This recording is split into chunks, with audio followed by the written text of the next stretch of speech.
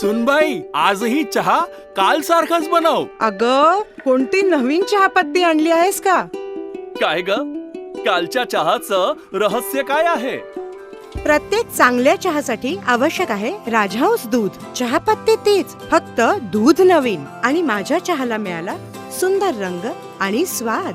तुम्ही फक्त दूध बदला, राजहंस दूध आणा आणि असा मस्त चहा बनवा.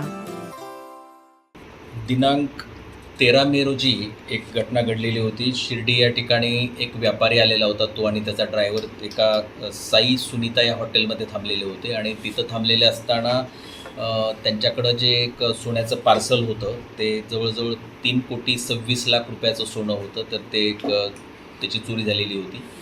त्यानंतर स्थानिक गुन्हे शाखेचे एक पोलीस इन्स्पेक्टर आणि त्यांची टीम इमिडिएटली त्यांनी तपास सुरू केला आणि त्यांना लक्षात आलं की जो आरोपी आहे तर तो पुण्याला गेलेला आहे. तिथून पुढं मग तो राजस्थानच्या दिशेने गेलेला आहे. आणि मग टीम जेव्हा राजस्थानला बारमेर या ठिकाणी पोहोचली तेव्हा लक्षात आलं की आरोपी तिथं आलेला आहे आणि तो तिथून परत पळून गेलेला आहे. जेव्हा पोलिसांनी त्या आरोपीच्या नातेवाईकांना आणखी विचारणा केली तेव्हा लक्षात आलं की जो मुद्देमाल आहे तर त्यांनी त्या ठिकाणी त्याच्या भावाकडे घरी ठेवलेला आहे.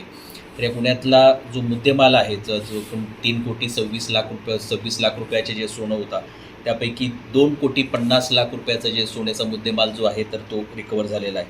म्हणजे जवळजवळ 2,687 ग्रॅम म्हणजे जवळजवळ 2.5 किलो सोनं जे आहे हे या टीमनं रिकवर केलेलं आहे. आरोपीचा शोध घेत आहोत आणि पुढचा जो उर्वरित मुद्देमाल आहे तर तो त्याचा आम्ही शोध घेत आहोत.